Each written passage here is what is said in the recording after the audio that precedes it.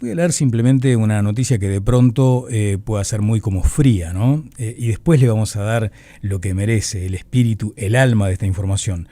Plug and Play, uno de los fondos de inversión más activos de Silicon Valley, invierte en Viatic, la startup uruguaya de movilidad fundada por jóvenes. Viatic, voy a preguntar ahora si es Viatic o Viatic, pero eso es un detalle.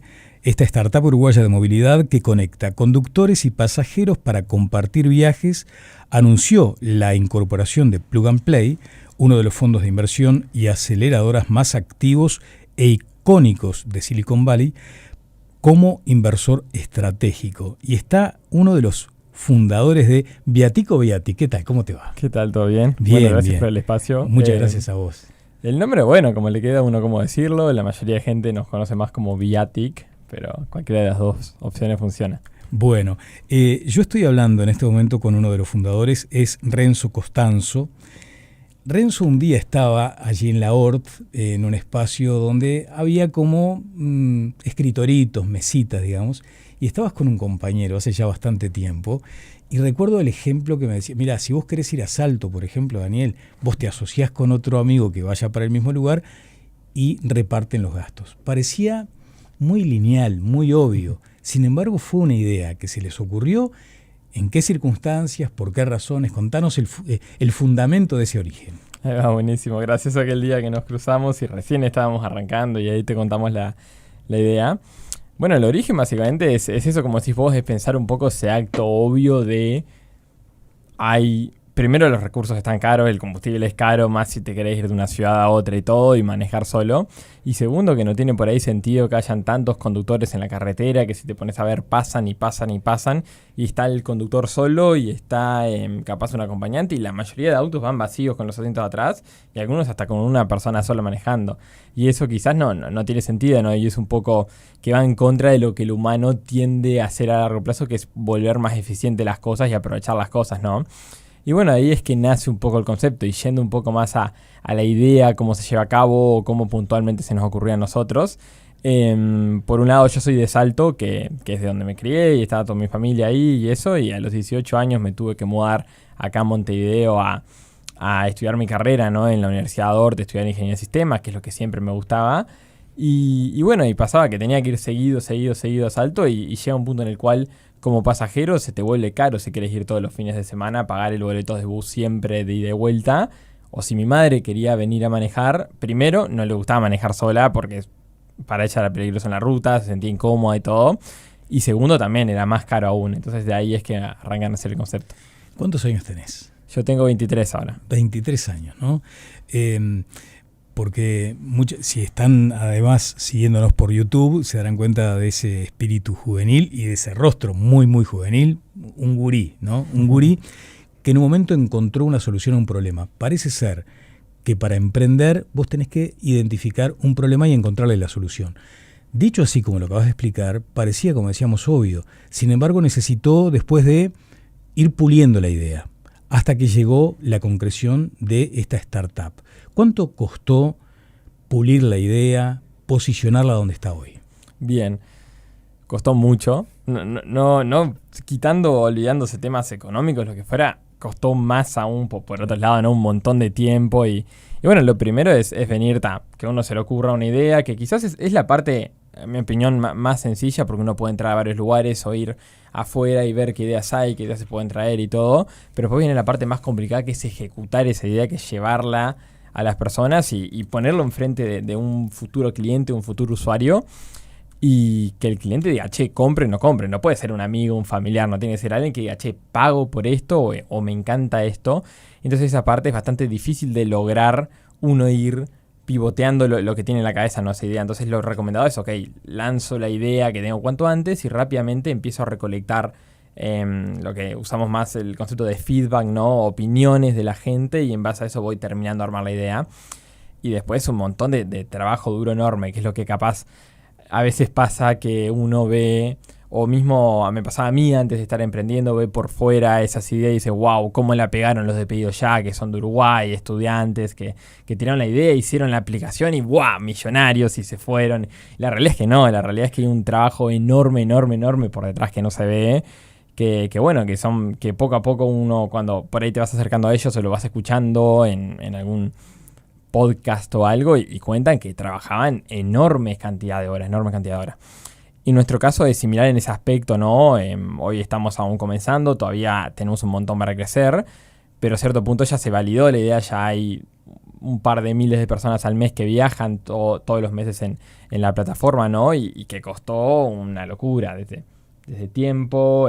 Como decías que me habías encontrado con mi socio, con Gonzalo, y con Germán, que es mi tío, con quien fue que arrancamos la idea. Éramos los tres, sin ganar un peso los primeros 2 años, ni nada, laburando no 8 horas de lunes a viernes, laburando 13, 14 horas de lunes a lunes. Claro.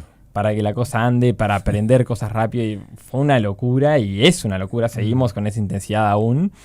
Y poco a poco, bueno, uno ver cómo consigue también los otros recursos que requiere. Por ahí no es solo tiempo, sino también ver cómo aprender en el medio. O por ahí también ver cómo conseguir capital, ¿no? Porque estas ideas a uno no es que de un día para el otro generan dinero, que es algo que también que es un mito que está por ahí, que no, sino que se va más de a poco, ¿no? Hay que generar cierta recurrencia de usuarios, y por mientras uno tiene que buscar cómo financiarse, y bueno, en todos los aspectos. Claro, si vamos al origen, volvemos al mismo punto, no vamos a simplificar, era simplemente un viaje colaborativo de Montevideo a Salto, de Salto a Montevideo. Después demandó eso otro grado de complejidad para articular. Hoy, ¿qué es Viatic, por ejemplo? Hoy, ¿cómo se consolidó la idea? Bien, hoy justamente, que no es lo común en la mayoría de casos, lo más común es que uno pivotee o cambie un montón el rumbo de lo que uno piensa, claro, ¿no? Pero hoy es bastante eso, Viatic, mucho más llevado a tierra, con la plataforma mucho más compleja y todo. Es una aplicación que conecta a personas para compartir gastos de viaje de una ciudad a otra, como es el caso de Salto, o el caso de ahora todo el mundo viajando al este, y un montón de gente. Entonces es lo mismo, conectamos conductores para compartir los gastos de viaje. Quizás lo que ha cambiado es lo que imaginamos inicialmente, cómo se estructuran las cosas, cómo la plataforma cobra, cómo la plataforma también factura. Y bueno, y lo que estamos apuntando, y de a poco nos estamos convirtiendo en eso, es ser la aplicación que nuclea la movilidad en general. Esto quizás es el fondo que mencionaste, Plug and Play de inversión, que nos invirtió hace poco. Uno de los motivos por el cual invierte es el equipo le gustó los resultados que se van generando, pero también porque quiere que a largo plazo seamos algo mucho, mucho, mucho más grande que solo esto. Entonces, poco a poco nos estamos preparando para llegar a eso. Bien, tenés que disculparme porque hablo desde mi más absoluta ignorancia, y decir que no quiero en ningún momento con alguna pregunta dejarte en una incomodidad o en fin. No hay incomodidades. Está bien, eso está bueno, ¿no? Pero digo, siempre hay como una referencia, ¿no? Pero entonces, ¿esto qué es? ¿Como un Uber internacional o es...? ¿No? Porque hay como una tendencia a asociar marcas que ya están impuestas, ¿no? Es decir, es como un Uber. Entonces, un Uber al que voy y accedo con otros amigos para irme a Rocha. Claro. No es tan así. así. Ahí va, exacto. No es tan así. Es lo que intentamos también, primero, escapar del concepto, porque no es así naturalmente, y para dejar claro qué es lo que somos. Hay varias diferencias. Puedes verlo como un Uber en el sentido de que es una aplicación capaz nueva que llega y que la experiencia está genial y todo, o es disruptivo, ¿no? En una industria. Sí, en algún momento se habló de la uberización de la economía. Exacto, bueno, esto podría ser la uberización del transporte de larga distancia, pero es un poco distinto, ¿no? Porque a nivel regulatorio es mucho más claro, ¿no? ¿Por qué y cuál es el diferencial principal con Uber? Que Viatic no tiene lo que nosotros llamamos choferes. No hay gente que entra como chofer a Viatic a ganar dinero, a facturar plata, a trabajar a Viatic. La plataforma no permite, no cierran los números.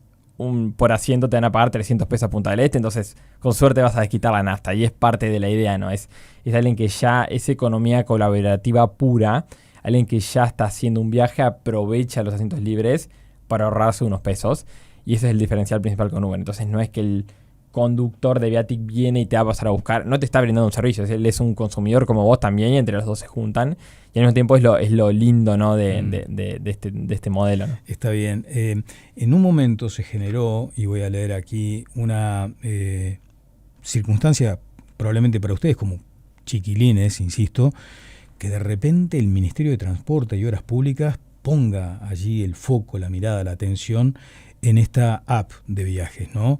Entonces el ministerio entendía que había algo que de pronto no la transformaba o en una competencia leal con el resto del circuito. En fin, hubo allí una polémica.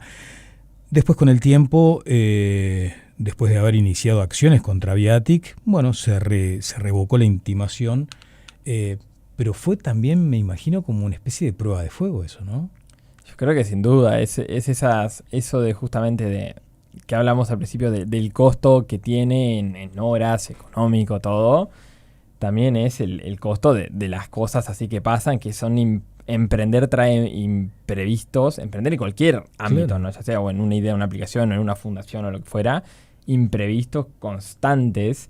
Y uno de los imprevistos que surgió más grande y más impactante fue ese, fue una prueba de fuego, fue tipo de la nada de un día para el otro, y de mañana contaba en otra entrevista cómo fue que nos llega en enero una carta que deberíamos de cortar lo que estábamos haciendo de un día para el otro, ¿no? Claro. El sueño que veníamos trabajando esas 15 horas todos los días a full, pensando el sueño de la vida, de lograr esto que tenemos con el equipo, de la nada un segundo para el otro dijimos, ¿para qué pasa? Hay que cortarlo, hay que bajarlo. ¿Y cómo reaccionaron? Porque era una cuestión intimidante. Es el Ministerio de Transporte el que dice, che, ustedes de pronto están haciendo algo desleal con el circuito que hace años y años y años está instalado, que es el circuito de autobuses por carretera, claro, ponele, ¿no? Sí, lo primero fue, yendo un poco antes de ir a cómo reaccionamos, entender a lo que desde el principio entendíamos. No es que nosotros fuimos unos kamikazes en el sentido de, sí, tomamos decisiones rápidas, nos movemos, nos tiramos al agua a lo loco, pero no es que fuimos kamikazes de no entender las normativas previamente, las teníamos muy claras desde el comienzo, nos habíamos asesorado. Pero yendo a cómo fue en el momento, fue algo que esperábamos que iba a llegar, que yo creo que le pasó un montón de la uberización de las cosas, es lo que genera un poco esto, ¿no? Le pasó a Uber en su momento y todo. La situación completamente distinta, porque en el caso de Uber sí había un problema real, que en el nuestro no terminó habiendo un problema real regulatorio. Sabíamos que iba a llegar, pero lo doloroso o lo peor es que no esperábamos que iba a llegar tan temprano.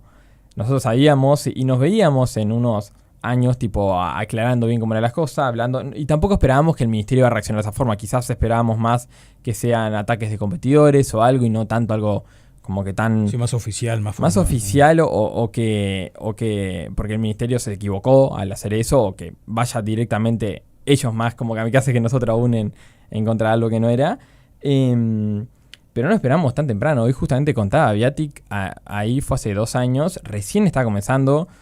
Era una empresa que facturaba menos de $300 al mes. No nos pagábamos ni sueldo, ni perdíamos el poco dinero que teníamos e invertíamos, porque tampoco teníamos inversores. Entonces era tipo, nos parecía hasta absurdo, nos agarró desprevenido que sea tan rápido. Pero por un lado fue muy estresante. Para mí personalmente fue un momento muy estresante que me hizo sacar entradas y todo. Pero lo que sí teníamos la convicción es que no era el final, y que no nos teníamos que rendir, y que teníamos que decirnos que esto, porque la gente lo mostraba, que esto es lo que la gente quería, y que a nivel regulatorio, por los que expliqué anteriormente de Uber, distinto a Uber, ¿no? Los conductores en Viatic no brindan un servicio, gente que están ahorrando, y mientras el conductor en Viatic, que tal cual es el caso, no gane dinero extra, justamente no se está brindando un servicio en transporte, entonces esas normas no tienen sentido, ¿no? Y hasta el día de hoy parece que va por ese lado. Exacto. Y después, en la vocación de estos emprendimientos, de estas iniciativas, está ese concepto de la internacionalización, de dar el gran salto, ¿no? ¿Llegó en el momento que esperaban, o ustedes suponían que había que tener todavía otro proceso de mayor maduración para que ni más ni menos que Plug and Play se hayan fijado en Viatic? Bien. Tema de internacionalización, quizás en nuestro caso siempre estamos intentando movernos lo más rápido posible, y hay tantos ejemplos y uno se inunda de los casos de éxito, los casos de mega éxito. Por ahí tenés Pedidos Ya, que creo que a los 3 años o algo del estilo así comenzó su internacionalización, un poco parecido a nuestro caso, que fue a los 2 años, 2 años y medio. Pero después tenés otros casos de la startup que llegó y a los 5 meses ya abrió un mercado nuevo. Entonces nosotros estábamos apurados con hacer esa internacionalización. Llegó un poquito luego de lo que inicialmente esperábamos. Yo creo que a punto de madurez llegó en el punto ideal, ¿no? Sí podríamos haber esperado a crecer más en Uruguay y estar, porque aún yo creo que no estamos consolidados en Uruguay, todavía falta. Pero creo que llegó un buen momento y fue una buena decisión, porque el mercado nuevo nos ayudó a aprender un montón de cosas que capaz no estamos viendo acá, que también nos sirvieron para crecer y potenciar lo que era Uruguay y el negocio en general, y también a acelerar un poco el tiempo. Y bueno, también muy felices justamente, y nos permitió a sumar inversores como Plug and Play justamente. A ellos les atrajo cómo se ejecutó esa expansión, cómo se estaba moviendo rápido, cómo el mercado argentino es potencialmente más grande que Uruguay, y también nos permitió esas oportunidades. Claro. También pregunta desde la ignorancia, ¿no? Porque dicen, si Plug and Play se fijó en esto es porque lo quiere comprar.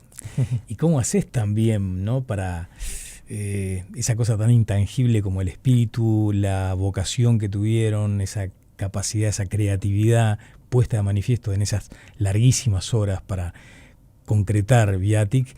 ¿Cómo hacer para que eso tenga un precio después? No sé cómo se administra también ese aspecto. Sí, el caso de la compra es algo que eventualmente a futuro, no es algo que hoy está en nuestra cabeza en el corto o mediano, ni siquiera dentro de largo plazo, ¿no?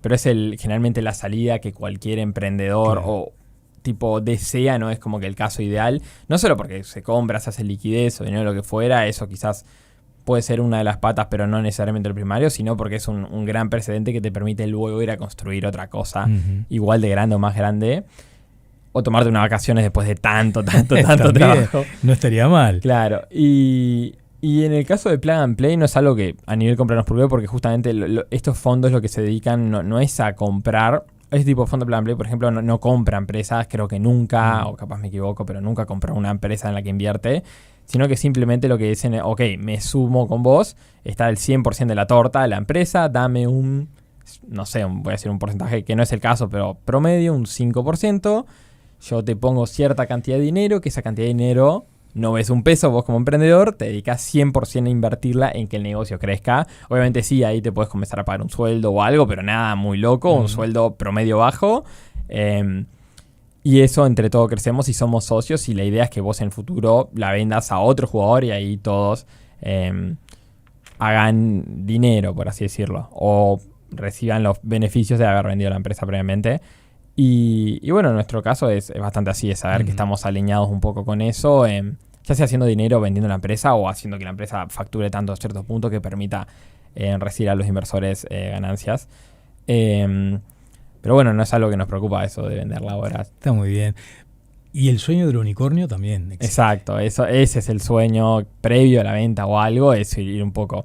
El unicornio, poniendo en contexto por si hay gente que no está al tanto, es una empresa que logra valer más de $1.000 millones, que fuera de lo económico es como un hito muy grande, porque es algo extremadamente difícil lograr. Es como en fútbol llegar a jugar en la Premier League o algo de ese nivel, o en la selección de un país como Uruguay, por ejemplo. Crear una startup unicornio es eso también, que en Uruguay, por ejemplo, tenemos pocos casos. Está dLocal, que es liderada por Andrés Surowski y Sergio Fogel, que son dos emprendedores extraordinarios uruguayos. Pedido Ya también es un caso que fue adquirida cuando se estaba convirtiendo en un unicornio. Entonces, nuestra aspiración va claramente por ese lado. Es un camino difícil, es un camino de un montón de trabajo, pero vamos a seguir dándole hasta lograrlo. Bien, Renzo, en el cierre, cuando fui ahí hace ya bastante tiempo y conocí aquella semillita que estaba germinando, ¿no? Que hoy es Viatic, había otros grupos de chiquilines. Y me parece que es valioso también ser como fuente de inspiración para otra cantidad enorme de chiquilines de la ORT o de otras universidades públicas, privadas, que también están decodificando la realidad en esto de la búsqueda de soluciones, ¿no? Sí, sin duda. Y eso, bueno, es algo que nos pasó a nosotros un montón de ver emprendedores que estaban, y ahora nos pasa, que están más avanzados que nosotros. Y es como que tremenda inspiración y hasta motivación verlo, y cuando hablas con ellos como una dosis de inyección de wow, esto se puede lograr, ¿no? En nuestro caso, los grandes referentes que tenemos que nos inspiraron desde siempre fueron los fundadores de Pedido Ya, que también salieron de la misma universidad, también eran jóvenes, y hoy tuvimos la oportunidad de hablar con los fundadores y tenerlos también en WhatsApp de distancia y hacerles consultas, y la verdad que cada vez que hablas con ellos es una dosis de aprendizaje enorme, porque, como digo, no fue de la noche a la mañana lo que lograron, fue un montón de trabajo en el medio, pero también de motivación, ¿no? Decir, ok, si esta persona lo pudo, y también son personas muy abiertas a hablar, muy abiertas a contarte, a ayudarte.